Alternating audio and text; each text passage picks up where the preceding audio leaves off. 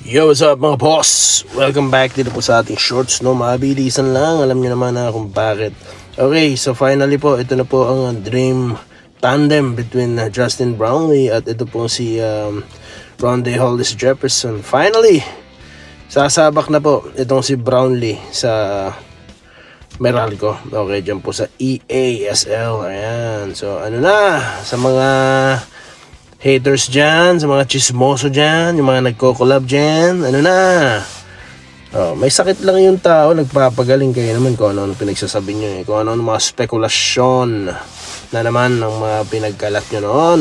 Pero ngayon tahimik kayo sa issue, sa pool ba, tama na po yung magaling kayong journalist, okay na po yan. Pero yung magmamagaling pa po kayo, may mga spekulasyon pa po kayo, wag nyo na pong i-ere.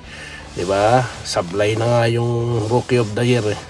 Anyways, napakagandang laban po niyan mga boss. Okay, napakagandang nako.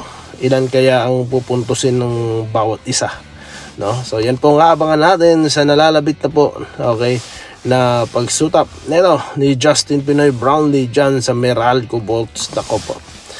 Kinakabahan na ba ang mga makakalaban nila dyan sa EASL? Alright? So yan na po at stay tuned lang tayo guys at see you on the next vlog. Maraming salamat po.